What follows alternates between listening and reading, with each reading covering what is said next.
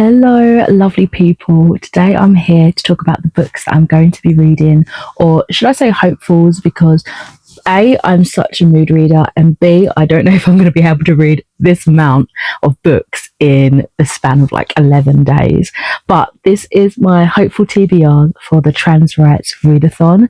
So this Readathon is spanning from the 21st, so it started yesterday of March, to the 31st of March. And it is an annual call to readers and book lovers to support trans authors and trans stories, celebrate trans voices, non-binary, two-spirit, anybody that feels their calling is this identity, into the lead up of Trans Visibility Day on March 31st.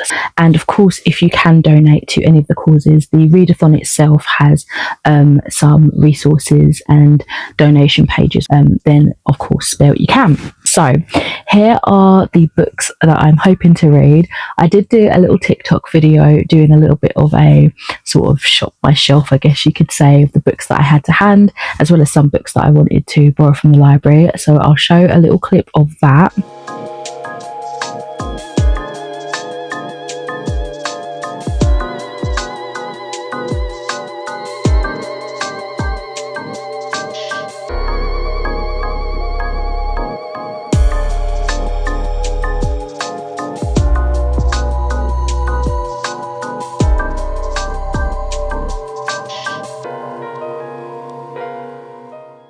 And then at the end, I'll come back with some recommendations, which I also shared in that same TikTok. So I'll add that and then a couple more.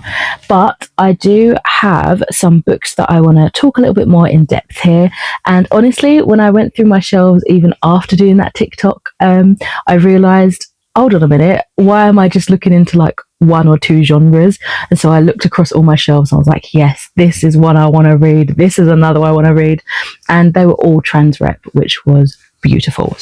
So I'm going to just jump straight into it. I think what I'm going to do though is probably begin with the ebooks and the audiobooks, just because I know it's something that is easily missed if I don't have it physically with me. So let's start with that. So expanding from that TikTok video, I have Just Human, which is a book that I was on book tour for with Henry Roy PR. At the time, I didn't get a chance to actually read the book, but I was really excited to get involved with sharing the story.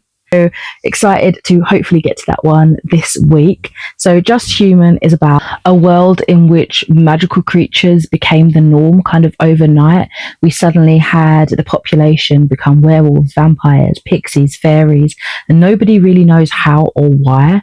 It's described as if Diary of a Wimpy Kid met Tim Burton's Wednesday, which sounds like such a fun mashup of themes and genres. Our main character has to struggle through school, already being the social outcast of it all, and now being like one of the only few remaining humans left, having to solve mysteries, save their friends, and just get through this strange new existence. It sounds like a lot of fun. It is aimed at a young audience demographic, and I'm so excited to get to this one and have been for quite some time.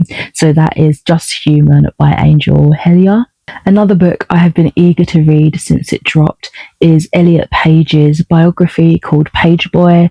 This is obviously centered around his star role in Juno, which I've actually yet to see. I've still never watched that movie. Of course, it's about him transcending into his identity and showing who he really is inside to the masses under the spotlight of Hollywood, where of course for the longest time he was perceived as being female. So that's got to have a lot of hardships going into it, where a lot of the media that he's been in, obviously he has been depicted as a girl, and now he's trying to come forth with his truth and say, no, I am not a girl, this is who I am, and kind of his story from adolescence, I believe, all the way up until him coming out and talking about, of course, Juno as well, and the impact, negative and positive by the sound of things, that that movie had on him for his personal life, his career, everything like that.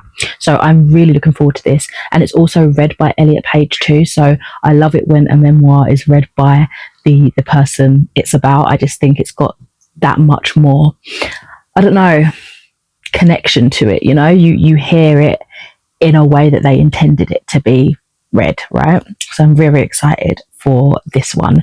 And also I'm going to jump on to some of the physical books because I've decided I want a little bit of back and forth, and then we'll do like ebooks, physical books. We'll go with the flow, right?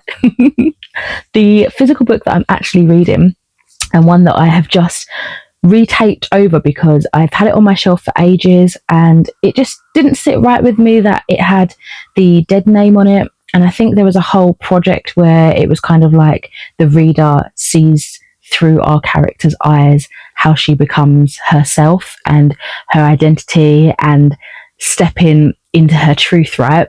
So it was kind of like a powerful statement, I suppose, to scribble out the dead name and replace it with Melissa. And this is by Alex Gino. I'm currently reading this. This was one of the most banned books, I think, a couple of years ago, which obviously was getting disputed and, you know, queried and protested to put it back on the list because it's such a necessary read. I'm not too far into it. I am currently on page 45 and so far I'm really enjoying it. We're basically following Melissa, who wants to star in the school play of Charlotte's Web, and she wants to play Charlotte, the leading role. However, she is perceived to be a little boy and she's told that she cannot do it.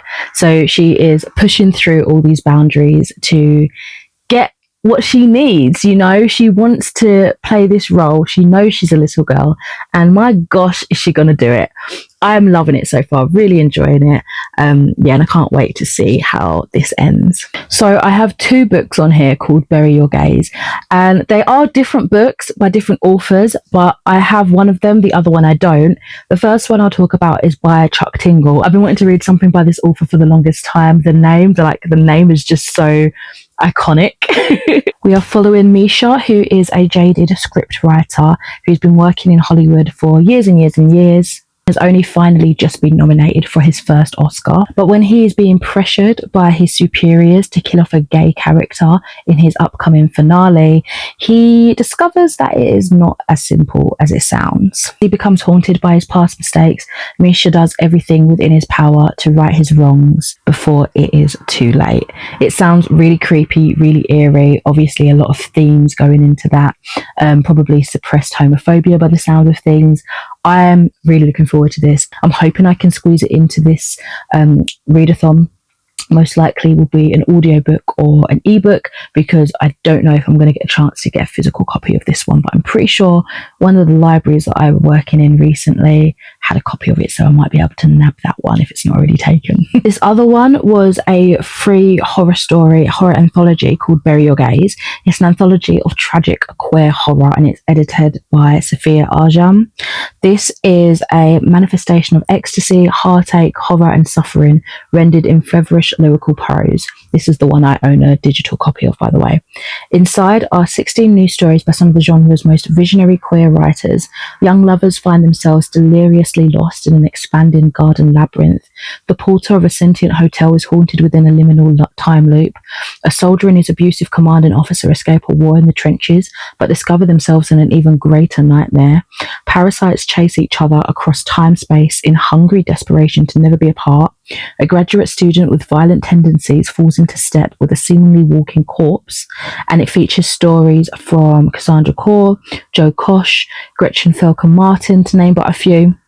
I'm really excited to dip into this short story collection, hopefully find some new favourite authors to enjoy their backlist of as well. So last year I read a short story called The Family, which I hadn't realised at the time was a excerpt from a larger collection or a larger story. I think it was one of the chapters from a particular story. I reviewed it, I raved it, I really enjoyed it as a short story, so I was super excited to discover that there was more to it. And Laura Gislason, the author of that book, kindly sent me the full version of that, as well as a couple other of the works that they've been in, as well as their own works, like their own, not like anthologies. So that was super kind of them. I hadn't got a chance to go through and read them as of yet, but particularly this week I would love to get to Bound in Flesh, which is another anthology. It says it's an anthology of trans body horror, and it's got a plethora of authors in there, edited by Law, and it says it brings together 13 trans and non-binary writers using horror to both explore the darkest depths of the genre and the boundaries of flesh. What a cool, gorgeous and trippy cover that is as well. It's a disgusting good time for all, and it features stories by Hailey Piper, Joe Kosh, Bitter, Corella and others. And the stories are Wormspace, The Haunting of Aidan Finch, Coming Out, Mama is a Butcher. There's lots of really cool sounding titles, and it's got some really good reviews, so I cannot wait to try this out. Okay, before I get on to just a few recommendations, I've got 4 more physical books here that I would love to get to. So there is Brainworms by Alison Rumfitt, which is a book that I recently got through Vinted. I want to say at least a couple of months ago. Yeah, it must have been, because I'm currently on a low buy, so I wouldn't have bought it like super recently. But it was one of the sort of slightly newer books in my collection, I guess. And this one is a searing body horror of obsession, violence and pleasure. Turf bombs Frankie's workplace. She blows up Frankie's life with it.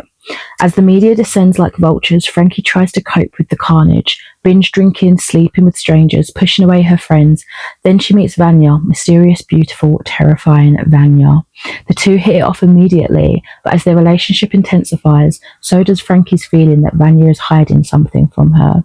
When Vanya's secrets threaten to tear them apart, Frankie starts digging and unearths a sinister, depraved conspiracy, the roots of which go deeper than she ever imagined. This sounds terrifying and disgusting and fantastic. I am so looking forward to this. I have got the last 3 books which were purchased when I went to Yauk last November, which was such a fantastic experience. I absolutely loved it, and I'm definitely going to try and get tickets to go again this year.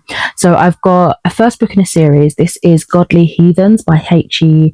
Edgman, and this is about Jem Eccles, who's a non-binary Seminole teen living in the tiny town of Gracie, Georgia. Jem leans hard on charm to disguise the anxious mess they are beneath. The only person privy to their authentic self is another trans kid, Enzo, who's 1,000 miles away in Brooklyn. But even Enzo doesn't know about Jem's dreams, haunting visions of magic and violence that have always felt too real. So when Willa May Hardy, the strange new girl in town, seems to know things about Jem that they've never told anyone else, things start to get weird. After someone claiming to be the goddess of death attacks Jem, Willa May confesses that she and Jem are reincarnated gods who've known and loved each other across timelines. That just sounds so freaking cool. But Jem, or at least who Jem used to be, hasn't always been the best god. They've made a lot of enemies, and now an entire pantheon is coming for them. How sick does that sound? That sounds so freaking cool. Oh, I'm so excited. I don't know how I've managed to hold off on this one. And the last 2 books are from Andrew Joseph White. I've got another one of Andrew's books on my shelf, but these are the 2 that I'm particularly interested in, especially this one. These are the ones I'm like itching to get into right now. My friend read this, I want to say like last year or the year before, and really enjoyed it from what I can remember. And I remember when it was doing the rounds on like TikTok and Bookstagram, and this is Hell Follows With Us. So this follows 16-year-old Benji, who is a trans boy on the run from a cult that raised him. Already I am hooked. This cult is serious business though, because it's a fundamentalist group that unleashed hell and completely annihilated the human population. They basically caused Armageddon. He is trying desperately to find some sort of sanctuary, a place to lay low and hide from this cult, or particularly hide away from them the bioweapon that they infected him with. And it says here, but when cornered by monsters born from the destruction, Benji is rescued by a group of teens from the local Atchison LGBTQ plus centre, affectionately known as the ALC. Eager to belong, Benji accepts Nick's terms until he discovers the ALC's mysterious leader has a hidden agenda and more than a few secrets of his own. It sounds really good. I hope I love it. And lastly, for the books that I know, there's loads of books. I'm not going to get to all of them. I know that these are hopefuls. I would love to dip my toes into as many as I can. But we have Compound Fracture. And this one follows Miles Abernathy, who's 16-year-old socialist and proud West Virginian, who comes out as trans to his parents. He sneaks off to a party, carrying evidence that may finally turn the tide of the blood feud plaguing Twist Creek. photos that prove that the county's Sheriff Davis was responsible for the so-called accident that injured his dad, killed others, and crushed their grassroots efforts to unseat him. The feud began 100 years ago when Miles' great-great-grandfather, Saint Abernathy, incited a miners' rebellion that ended with a public execution at the hands of law enforcement. Now Miles becomes the feud's latest victim as the sheriff's son and his friends sniff out the evidence, follow him through the woods, and beat him nearly to death. To free their families from this cycle of cruelty, they're willing to put everything on the line. But is Miles? It sounds really hard-hitting.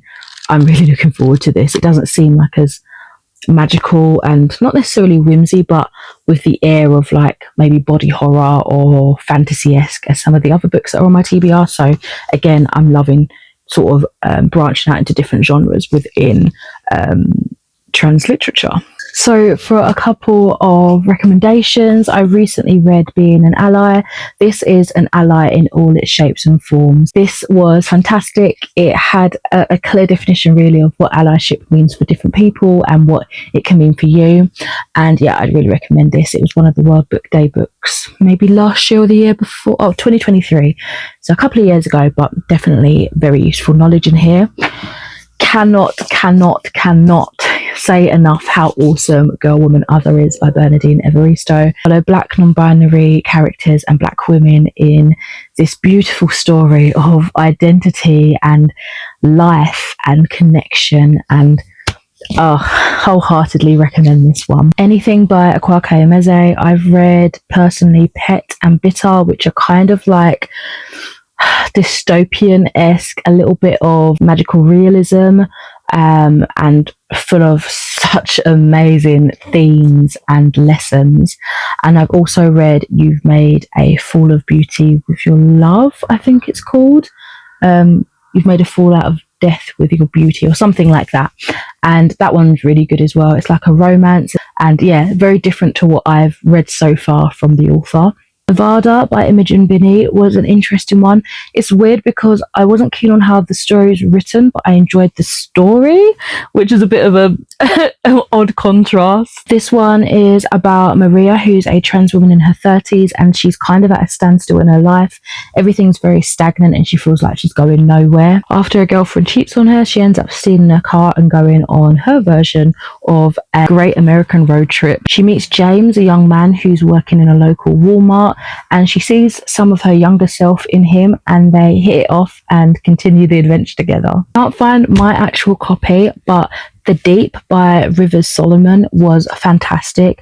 This is actually in collaboration with David Diggs, Tim Hudson, and Jonathan Snipes, who created the song The Clipping. And I didn't know anything about that until I read the book, but I thought it was such a cool collaboration. We are following the Wajinru, who are water-dwelling descendants of pregnant African slave women thrown overboard by slavers who are living idyllic lives in the deep.